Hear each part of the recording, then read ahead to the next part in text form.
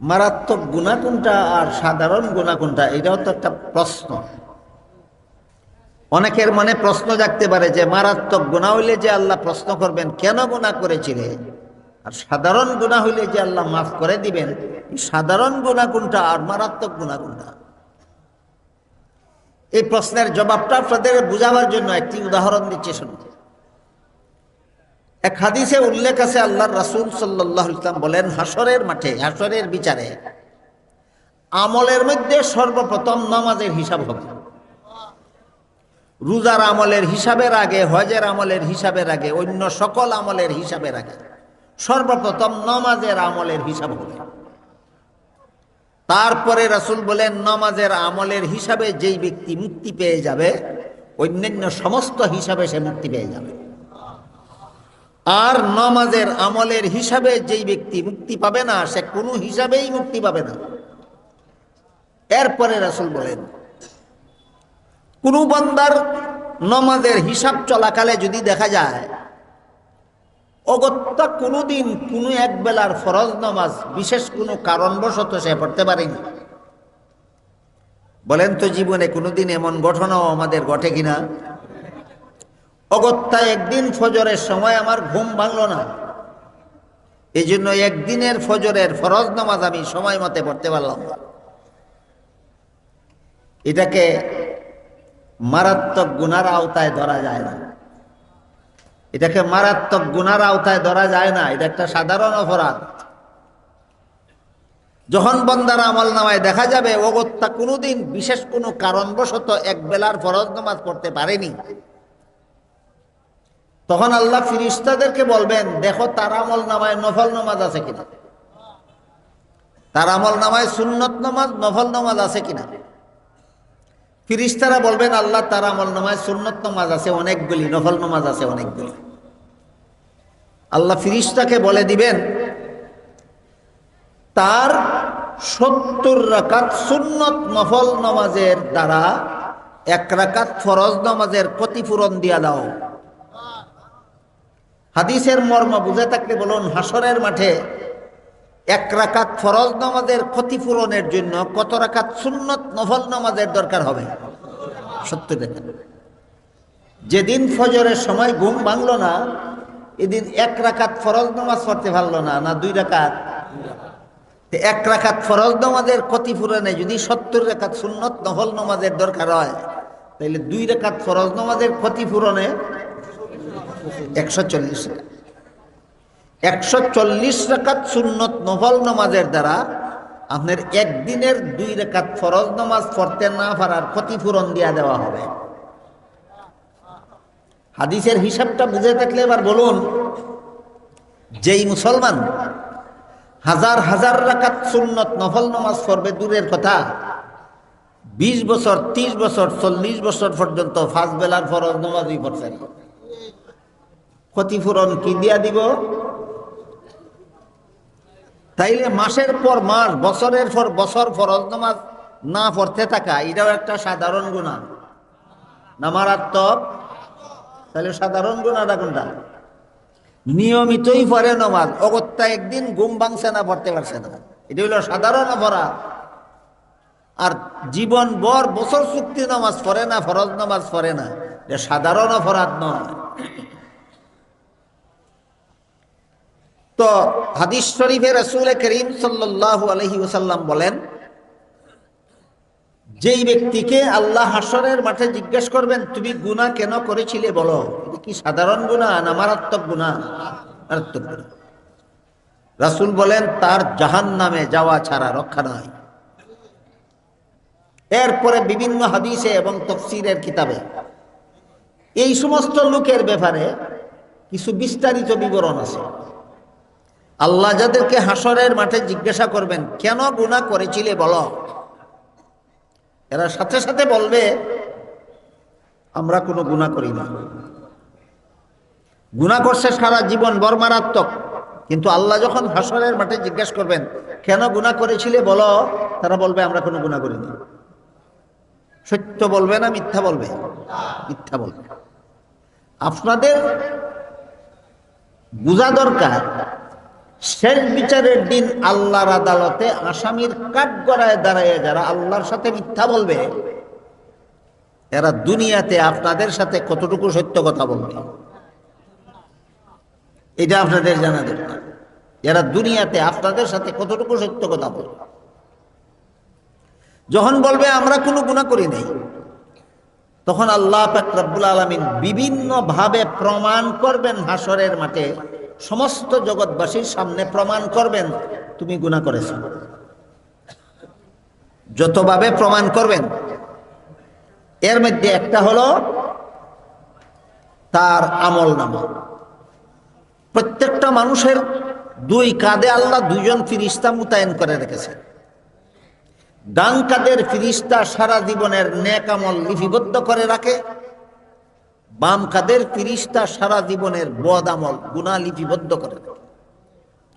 শুধু লিপিবদ্ধ বলতে আমরা যা বুঝি কলম দিয়ে খাতায় লিখে রাখা তাই নয়, রেকর্ড তৈরি করে রাখে। আধুনিক বিজ্ঞান ভিডিও রেকর্ড আবিষ্কার করে আমাদেরকে বিষয়টা বোঝানি সহজ করে দিছে।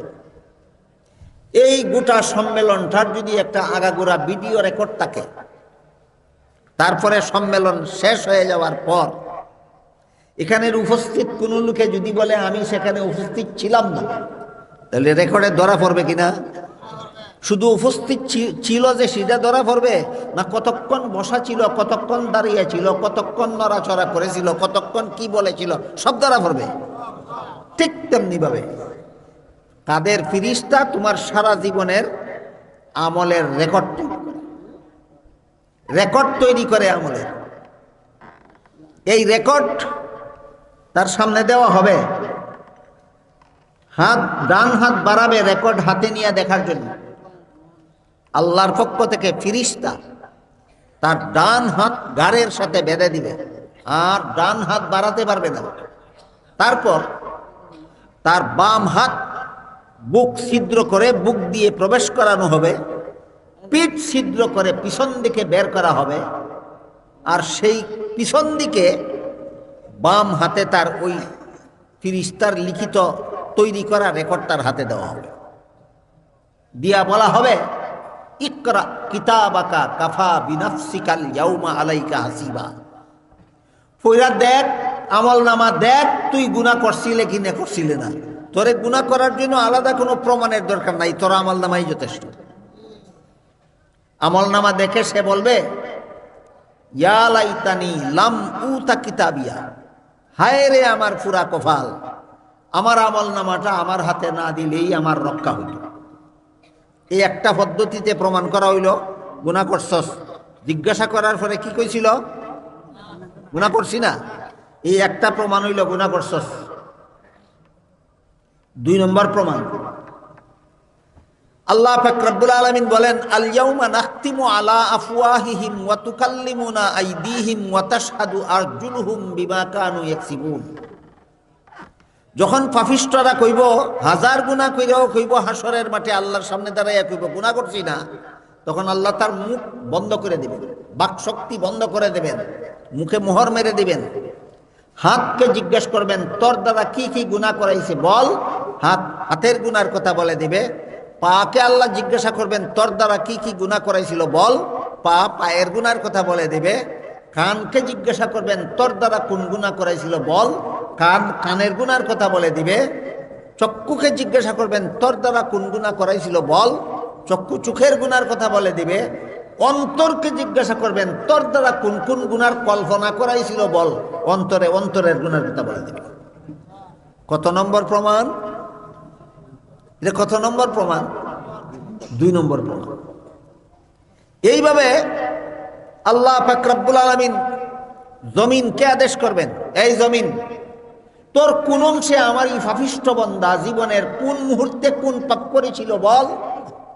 জমিন বলে দেবে আল্লাহ অমুক দিন বাউবলের মাটিতে অমুক গুনাহ করেছিল, তমুক দিন সিলেটের মাটিতে তমুক গুনাহ করেছিল, আরেক দিন ঢাকার মাটিতে সেই গুনাহ করেছিল। সারা জীবনের গুনার কথা জমিন বলে দেবে। এটা কত নম্বর সাক্ষী? এইভাবে আল্লাহ বিভিন্ন প্রমাণ পেশ করার পরে আবার জিজ্ঞাসা করবেন এবার বল গুনাহ কেন করেছিল। প্রথম যখন জিজ্ঞাসা করেছিলেন কি বলেছিল? করি নাই?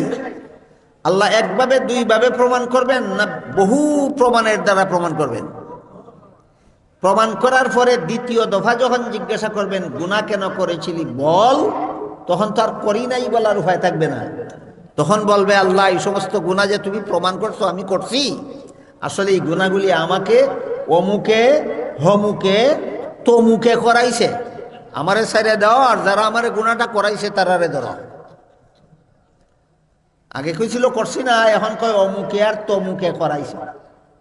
এই অমুক আর তমুককে এর বিবরণ অনেক লম্বা, আমি সারা রাতেও বলে শেষ করতে পারবো না।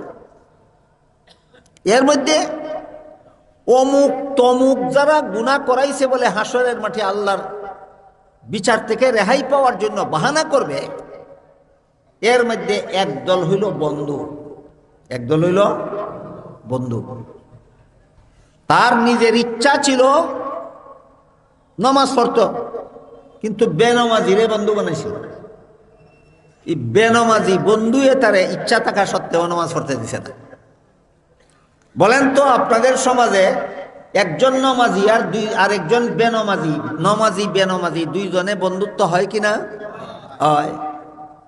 কইব আমার দুষ্ট বন্ধুটা আমাকে আল্লাহ এই গুনাহ থেকে বাঁচতে দিছে না। সে নিজে সুদ খাওয়ার ইচ্ছা ছিল না, বন্ধু ছিল সুদখোর, বন্ধুর চাপের মুখে সে সুদ না খাইয়া পারছে না। সে নিজে ঘুষ খাওয়ার ইচ্ছা ছিল না, বন্ধু ছিল ঘুষখোর, এই বন্ধুর চাপের মুখে সে ঘুষ না খাইয়া পারছে না।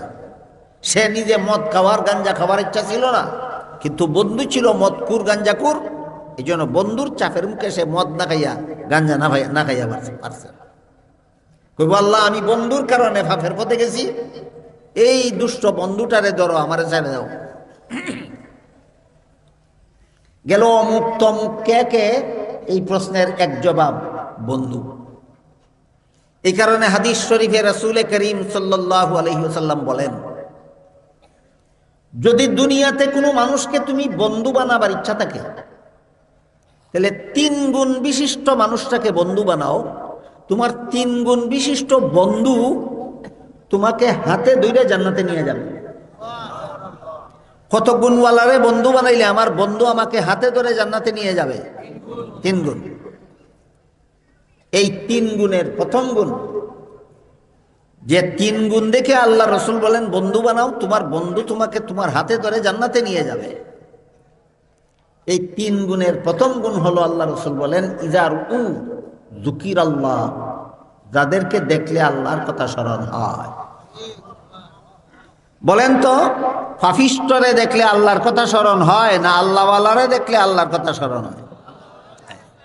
প্রথম গুণ। 2 নম্বর গুণ, যার কথা শুনলে এলেম বাড়ে। 3 নম্বর গুণ, যার আমল দেখলে নিজের পরকাল স্মরণ হয়। এই 3 গুণওয়ালারে যদি বন্ধু বানাও, তোমার বন্ধু তুমি জাহান্নামের পথের প্রতীক হইয়া থাকলেও তোমার বন্ধু তোমার জান্নাতের পথে টেনে নিয়ে দিবে। কিন্তু এই 3 গুণ যাদের মধ্যে নাই, তাদেরকে যদি বন্ধু বানাও, তুমি জান্নাতের পথের প্রতীক হয়ে থাকলেও তোমার পাপিষ্ঠ বন্ধু তোমাকে জাহান্নামে টেনে নিয়ে যাবে। তাইলে অমুকে আর তমুকে যে হাসরের মাঠে কইব আমারে পাপ করাইছে, আমারে গুনাহ করাইছে, অমুক আর তমুকের মধ্যে এক দলের নাম বন্ধু, এক দলের নাম বন্ধু।